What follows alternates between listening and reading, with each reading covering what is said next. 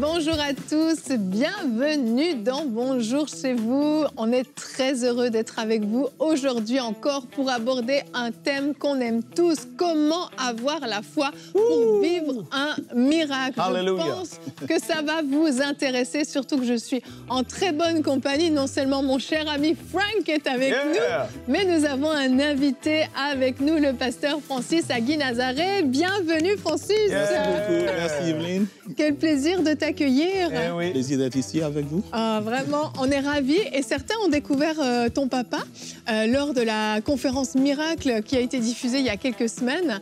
Et aujourd'hui, on a le plaisir de t'avoir. Tu es évangéliste dans le réseau de ton père, le pasteur Charles Agui-Nazaré, qu'on salue. Je ne sais pas s'il va nous suivre. Il est anglophone, ton papa. Ouais, il est anglophone. Pas sûr qu'il va comprendre tout ce que je dis. Mais en tout cas, on est ravis de t'accueillir. Vraiment, c'est un honneur. Tu nous viens tout droit du Ghana, mais tu es quelqu'un qui voyage un peu partout quand même. Hein. Un peu.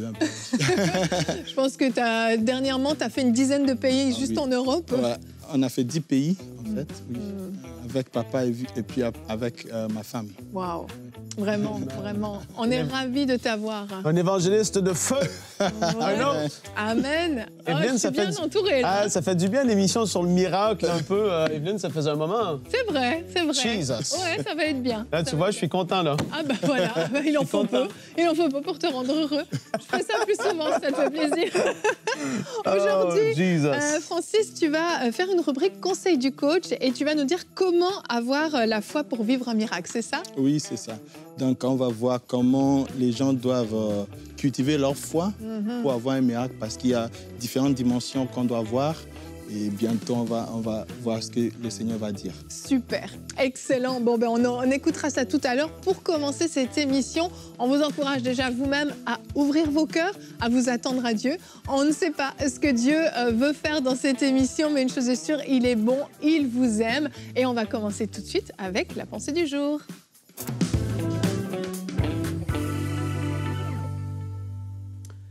Alors que tu es peut-être dans ce combat pour recevoir ton miracle, parce que ça peut être dans plein de domaines, finances, physique, familial, tout. Je veux te rappeler que l'élément déclencheur va être la foi.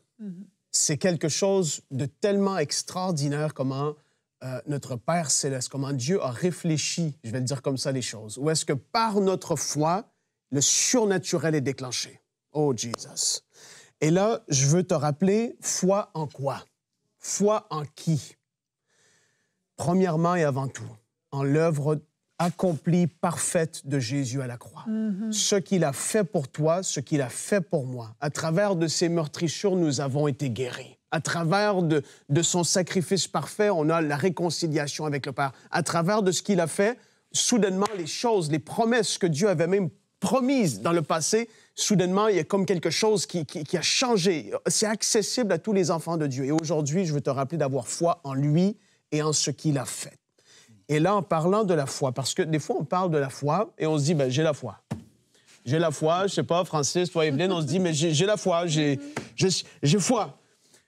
Je veux parler d'un élément particulier par rapport à la foi, et c'est celui de relâcher notre foi. Alors qu'on est dans la pensée du jour, on va en discuter par la suite. Je veux que tu puisses comprendre une réalité. La femme qui avait cette perte de sang avait foi avant même d'être dans la circonférence, dans la périphérie où est-ce qu'il y avait Jésus, elle avait déjà foi qu'elle allait recevoir. Mais elle s'était dit en elle-même, au moment où je touche, c'est à ce moment-là que je vais recevoir. Pourtant, elle avait la foi. Elle aurait pu réfléchir autrement, c'est-à-dire, alors que je vais être en route vers, alors que... Mais pour elle, c'est à ce moment-là qu'elle allait avoir sa foi, qu'elle allait être relâchée pour recevoir la percée qu'elle avait besoin. Et là, je veux encourager quelqu'un, et je veux qu'on parle de ça, parce que c'est souvent mis de côté ou peu mis de l'avant du fait de relâcher notre foi. Il y a Oral Roberts, un évangéliste extraordinaire d'une autre époque, mais qui avait enseigné sur ce principe. Et les gens suivaient à leur maison, Evelyne. Francis, tu as certainement entendu parler de lui, un évangéliste que le Seigneur a utilisé d'une façon extraordinaire, tellement de guérisons et de miracles. Il disait aux gens qui suivaient, et on le fait à UMCI, mais je prends lui comme exemple aujourd'hui, les gens ils disaient, posez votre main sur votre téléviseur. Au moment où je vais prier, au moment où vous posez votre main, c'est pas quand vous touchez une TV.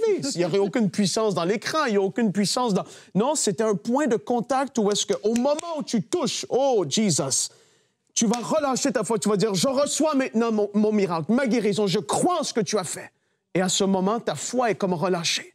Et c'est pas juste de dire, je crois, mais tu poses un acte de foi. Et en posant cet acte, il y a quelque chose qui se passe. Tu as relâché ta foi.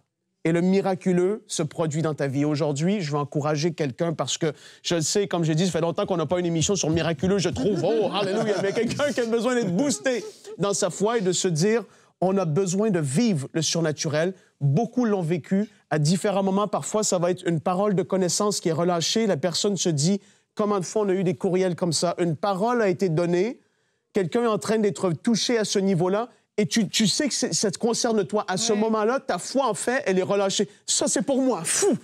Et à ce moment, tu sens dans ton corps, il se passe quelque chose. C'est parce que ta foi est relâchée. Et non seulement là, mais tu la relâches. J'ai envie de continuer, Evelyne, mais je dois arrêter. J'ai l'impression que tu as pris mes points, en fait. Ce que tu dis, c'est quasiment mot pour mot ce que j'avais écrit dans mes notes ce matin. Bon. Continuons. Bon, apparemment, il y a un même esprit sur ce plateau. Je voulais parler de la femme à la perte de sang, mais tu l'as tellement bien expliqué, c'est parfait.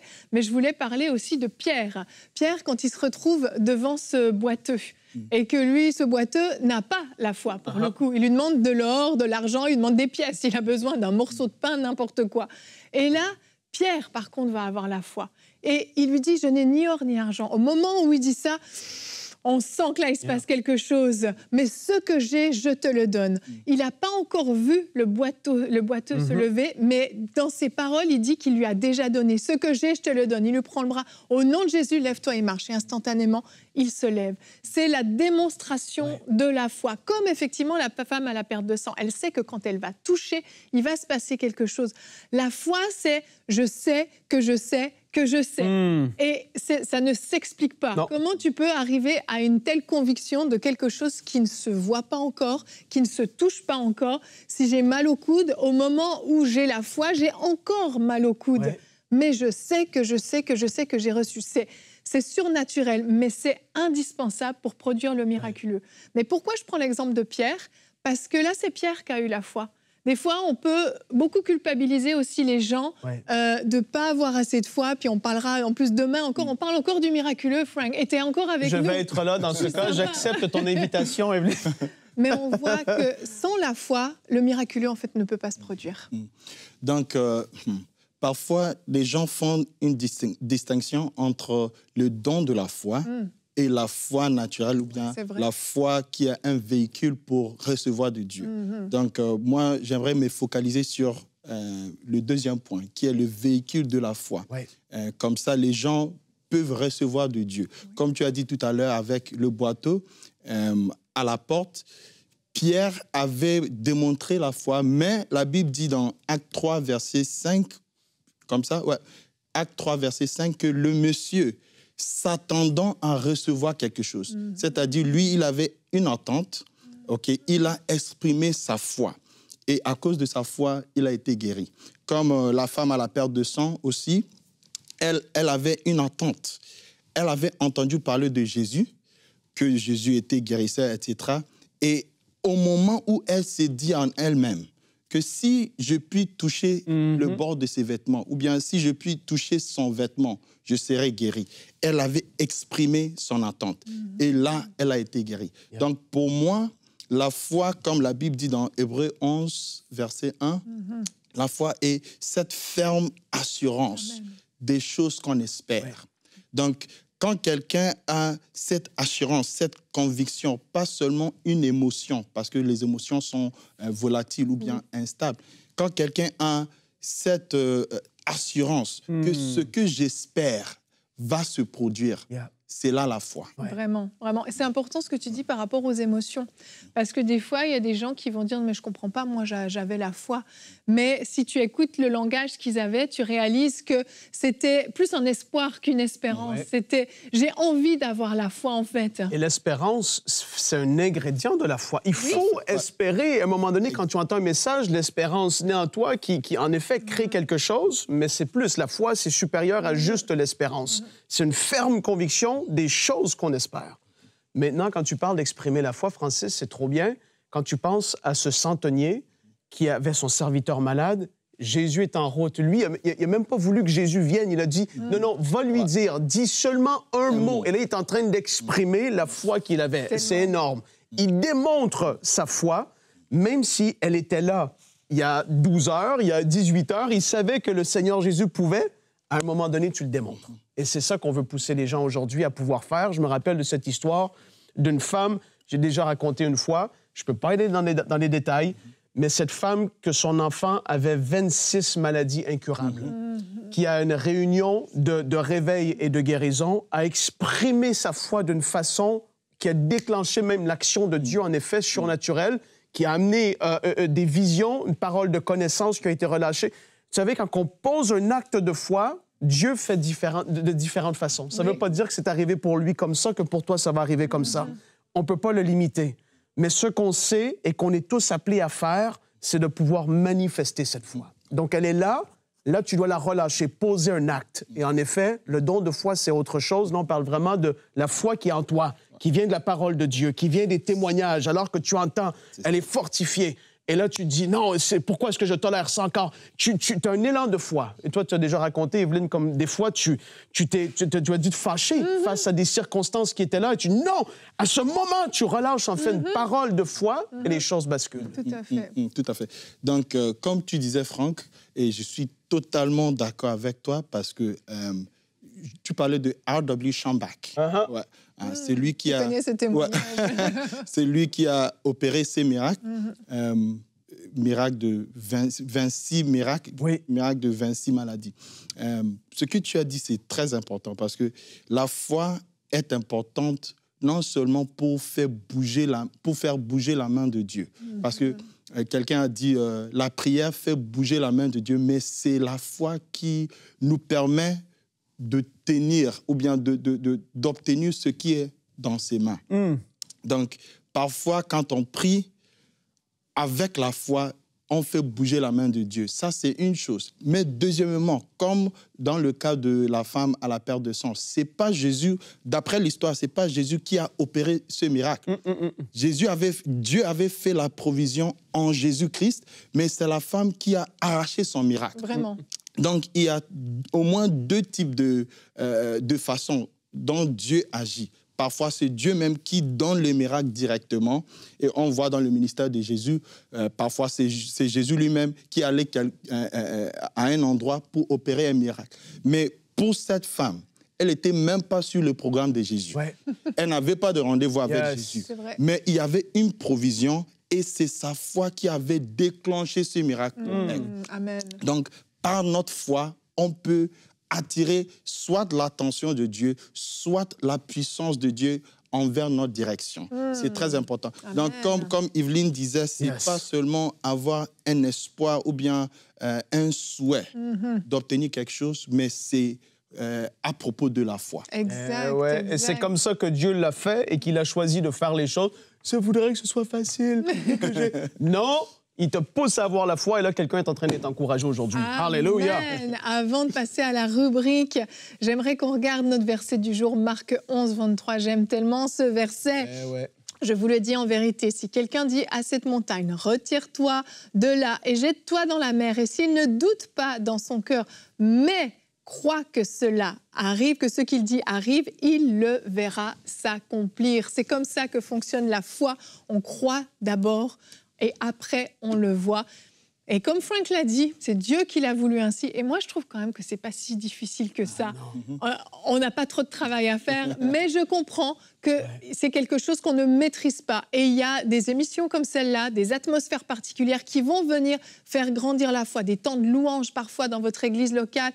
Parfois, vous entendez un témoignage. La foi se nourrit. Alors, on vous encourage à nourrir votre foi. Et on va voir maintenant, ensemble, je te laisse toute la place, Francis, comment avoir la foi pour vivre un miracle dans la rubrique Conseil du coach.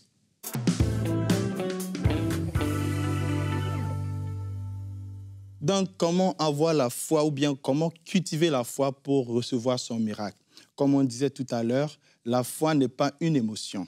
Et avec l'exemple de la femme à la perte de sang, on voit que sa foi était démontrée par quoi? Par le fait qu'elle avait une ferme assurance. Elle était proactive. Elle ne s'est pas dite je vais attendre jusqu'à ce que Jésus vienne chez moi. Je vais attendre le jour de mon miracle. Non. Elle est dit en elle-même, si je puis toucher son vêtement, je serai guéri. Donc la foi est proactive. La foi aussi est sans honte. Okay. Si quelqu'un démontre sa foi, il n'a pas honte. La femme aurait pu dire, de manière cérémoniale, je ne suis pas permise à aller toucher le vêtement de Jésus, mais elle a brisé ce protocole. Elle s'est dit en elle-même, je dois recevoir mon miracle. Donc, je veux encourager quelqu'un, si tu es là, peut-être tu souffres d'une maladie quelconque, peut-être il y a une situation dans ta vie, n'attends pas le jour de ton miracle. Ton miracle doit venir aujourd'hui et ça peut venir aujourd'hui dans le nom de Jésus-Christ. Amen. La foi aussi est visible. La foi est visible. C'est-à-dire, quand quelqu'un a la foi, on peut voir sa foi. C'est pourquoi la Bible dit dans 2 Corinthiens 4, verset 13, 2 Corinthiens 4, 13, j'ai cru, c'est pourquoi j'ai parlé. On voit dans l'exemple des 4 amis de l'homme qui était paralysé. Jésus a vu leur foi. C'est ce que la Bible dit dans Marc, chapitre 2. Marc, chapitre 2, Jésus a vu leur foi et puis il a opéré ce miracle pour le monsieur. De la même façon, on peut avoir la foi même pour que quelqu'un dans notre famille soit guéri ou quelqu'un reçoive son miracle. Donc maintenant, comment activer ou cultiver ces genres de foi? Il y a au moins 3 choses à noter. Première chose, on doit avoir une attente. Comme Franck disait tout à l'heure, l'attente est très importante. L'attente ou bien l'espérance. La Bible dit dans Hébreux 11, verset 1, la foi, c'est l'assurance des choses qu'on espère. Donc, sans l'espérance ou bien sans attente, on ne peut pas vraiment avoir la foi. Donc, l'attente est très importante. Dieu agit souvent, pas au niveau de nos besoins, mais au niveau de notre attente. Pourquoi je dis ça? Parce que si Dieu agissait ou bien répondait aux gens au point de leurs besoins seulement, il y aurait plus de pauvres dans le monde. Il y aurait plus de malades dans le monde parce qu'il y a beaucoup de gens, beaucoup de personnes qui sont dans le besoin. Mais Dieu ne répond pas seulement à leurs besoins. Plutôt, Dieu répond à leur attente. C'est pourquoi je veux t'encourager à avoir une attente. Qu'est-ce que tu peux attendre de Dieu? Si tu es là, donne-moi un amen. C'est comme si je suis en train de prêcher. Les gens derrière leur écran qui ont dit amen. Ils se réchauffent là. La Bible dit dans Actes 3, verset 5, il les regardait, le paralytique, il les regardait, Pierre et Jean, s'attendant à recevoir quelque chose. Donc, ce monsieur avait une attente et Dieu l'a rencontré au point de son besoin. Deuxième chose, on doit bâtir notre attente sur la connaissance de Dieu. On doit bâtir notre attente sur la connaissance de Dieu. Si, par exemple, je sais que mon père est Elon Musk. Elon Musk est très riche, peut-être l'homme le plus riche dans le monde. Il y a une façon, il y a une manière d'avoir mes attentes. Si Elon Musk était mon père, je saurais que, OK, si je lui demande une voiture, ça ne serait pas trop difficile pour lui.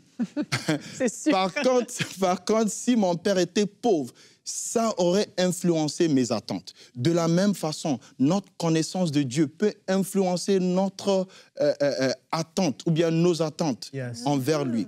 On sait à travers la parole de Dieu que Dieu est tout-puissant. Dieu peut tout faire. La Bible dit dans Jérémie 32, verset 27, Jérémie 32, verset 27, « Y a-t-il quelque chose qui soit trop difficile pour moi ?» C'est Dieu qui parle. Il n'y a rien qui est difficile pour Dieu. Donc Dieu est capable. Dieu a la puissance pour guérir. Dieu a la puissance pour opérer le miracle dans ta vie. Deuxième chose, on doit savoir que Dieu est disposé. Parfois, les gens sont à l'aise, les gens sont persuadés que Dieu est capable, mais ils ne sont pas certains, ils ne sont pas sûrs que Dieu est disposé ou bien Dieu a la volonté. C'était le cas d'un lépreux dans le livre de Marc, chapitre 1, versets 40 à 42. Mais à cause du temps, je ne vais pas lire. Marc 1, 40 à 42. Il a dit, si tu veux, tu peux me guérir. Et Jésus, ému de compassion, a dit, je le veux. La plupart des gens ne savent pas que Dieu veut nous guérir. Dieu veut nous bénir. Amen. Dieu veut opérer un miracle pour nous. Mais il faut être convaincu que Dieu est capable et il est disposé. Ça peut influencer tes attentes. Donc, on bâtit nos attentes sur la connaissance de Dieu. Plus on connaît Dieu, plus on est à l'aise, plus on est persuadé que Dieu peut et il veut le faire. J'ai prié pour quelqu'un aujourd'hui que tes attentes vont augmenter au nom de Jésus-Christ. La Bible dit dans 3 Jean 2, je souhaite que tu prospères à tous égards. C'est la volonté de Dieu pour nous. Bien-aimé, Dieu veut notre bien. Dieu veut te guérir. Dieu veut ton miracle. Donne-moi un grand amen. Hein. Amen. Mais comment faire pour bâtir nos attentes sur la connaissance de Dieu? D'abord, on entend ou on lit la parole. Parce qu'il a révélé sa volonté à travers sa parole. La Bible dit dans Romains 10, verset 17, Romains 10, 17, la Bible dit « Ainsi la foi vient de ce qu'on entend, et ce qu'on entend vient de la parole de Christ. » Donc, on entend la parole de Dieu et on voit la volonté de Dieu, on voit la mentalité de Dieu. On est inspiré pour avoir plus d'attentes. Deuxièmement, on médite sa parole. On médite la parole de Dieu. Qu'est-ce que ça veut dire? La méditation n'est pas ce qu'on voit à l'Orient. La méditation, pour les chrétiens, on réfléchit et puis on murmure. Donc, on peut prendre les promesses de Dieu concernant la guérison, par exemple, ou bien concernant les finances, concernant notre père, notre famille. Et on réfléchit dessus et on murmure. Okay? On répète ces promesses. On répète ces promesses jusqu'à ce que ces promesses ou bien la révélation de ces promesses entre dans notre esprit. Est-ce qu'on est ensemble? Yes. Donc, on entend la parole ou on lit. Deuxièmement, on médite sa parole. Comme la Bible dit dans Proverbe 18, 21, la mort et la vie sont au pouvoir de la langue. Okay? Et Josué 14, 12, c'est Caleb qui parle. Et il dit, comme Dieu m'a promis, donne-moi cette montagne. Qu'est-ce que Caleb voulait dire? Dieu avait fait une promesse. Donc, je me tiens sur cette promesse. Okay? C'est ce qu'on doit faire. On doit se tenir sur les promesses de Dieu. Dieu, c'est ce que tu as dit me concernant. Donc, je te crois. Je me tiens sur tes promesses pour avoir mon miracle. Que Dieu bénisse quelqu'un au nom de Jésus. Amen. Troisièmement, la chose qu'on fait pour bâtir notre foi sur la connaissance de Dieu, on écoute les témoignages des autres. La Bible dit dans Apocalypse et en Jean 4, verset 39, Jean 4, 39, plusieurs Samaritains de cette ville crurent en Jésus à cause des paroles de la femme ou bien de la Samaritaine. Okay. Ils ont entendu son témoignage et puis ils ont pu croire en Jésus-Christ. C'est comme ça, on doit s'entourer des gens spirituels, des gens positifs qui vont édifier, qui vont rallumer notre foi. C'est pourquoi, moi, personnellement, j'aime pas les gens négatifs autour de moi. Parce que la négativité peut éteindre ta foi. Oui. Donc, entoure-toi des gens de foi. Yes. Entends, écoute des témoignages à travers cette chaîne EMCI. Il y a aussi des messages, des prédications, etc., qui ont des témoignages qui peuvent booster notre foi. Finalement, donc ça, c'est la troisième chose. On a dit, la première chose, on doit avoir des attentes. Deuxième chose, on doit bâtir nos attentes sur la connaissance de Dieu. Et troisième chose, on doit agir sur notre foi ou bien sur notre attente. Okay. La femme n'a pas seulement dit « si je puis toucher », mais elle a vraiment touché. Parfois, on se dit dans nos têtes, « OK, je vais faire ainsi, je vais faire ainsi. Yes. » Et Dieu va me rencontrer au point de mes besoins. Mais on n'agit pas. Mais ce matin, Dieu veut que tu agisses sur ce que tu crois, ce que tu espères, ce que tu crois vraiment voir. Il faut agir dessus. 2 Corinthiens 4, verset 13. 2 Corinthiens 4, verset 13. Il dit « J'ai cru, c'est pourquoi j'ai parlé. » Donc, on doit exprimer, on doit externaliser ce qu'on croit. J'ai prié Dieu que Dieu va toucher quelqu'un au point de ses besoins. Amen. Au nom de Jésus-Christ. Que la puissance de Dieu soit relâchée pour toi maintenant, là où tu es. Si tu es malade, que Dieu te guérisse maintenant. Et même avant la prière, à cause de ta propre foi, comme avec la femme à la perte de sang, reçois ta guérison maintenant, à l'instant même. Reçois-le au nom de Jésus-Christ. J'avais une vidéo, je ne sais pas, Yveline, si on peut... On peut la mettre en conclusion. Oui, mettons la vidéo. Okay. Donc, on met la vidéo, c'est 1 minute et quelques. C'est passé au Burkina. Donc, mets la vidéo, s'il te plaît. Ça fait 12 ans. 12 ans. Qu'elle ne peut pas se lever. Donc, elle est venue comment? On est venu la déposer. On est venu la déposer. Donc avant, quand tu marchais, c'était comment? C'est à 4 pattes. Elle doit grimper à 4 pattes. Voilà. Quand elle est arrivée, il y avait la salle était déjà remplie. Elle est restée seulement dehors. Elle est dehors? Elle est restée dehors. Et quand c'est la prière qui a commencé, elle a pu se tenir debout et elle est rentrée pour témoigner. Voilà. Maman, montre-nous comment tu es venu ce matin. Tu marchais comment? C'était à 4... Montre-nous. Maman était comme ça. Ici, viens ici. Voilà. Viens ici. Voilà. Elle était comme ça. Elle était comme ça. Et maintenant? Maintenant, maman, lève-toi. Alléluia. Et marchons ici. Marchons ici. Oh! Maman, marche ici. Est-ce que quelqu'un est content pour maman? Est-ce qu'on peut acclamer le Seigneur? Oh! Alléluia. Maman, viens ici, viens ici. Viens ici, maman. Viens ici, maman. Merveilleux. Alléluia. Merci Seigneur. Trop beau. Trop beau, vraiment. Merci, ça, c'est la foi en action. Elle était dehors. Elle était hors de la salle. Donc, personne lui a imposé les mains. Ça, c'est la foi. Merci Francis, on est boosté là. Et demain, on continue, comme je l'ai dit, on continue, on parle du miracle. Et je crois que Frank est très content de cette thématique. C'est quoi demain? Demain, on va parler du miracle. Dieu veut transformer ta situation. Frank, tu vas pouvoir tout donner là. Ouais. Je sens que ça va te plaire. Et Francis, tu feras une rubrique réponse d'experts. Pourquoi certains reçoivent leur miracle rapidement et d'autres non? Oui, pourquoi cette maman a été guérie alors qu'il y en avait peut-être d'autres qui ne l'ont pas été? Ça, c'est des grandes questions que tout le monde se pose. Alors, on va se retrouver demain. Merci beaucoup pour ce magnifique conseil du coach, cette belle émission. À demain. Bonjour chez vous.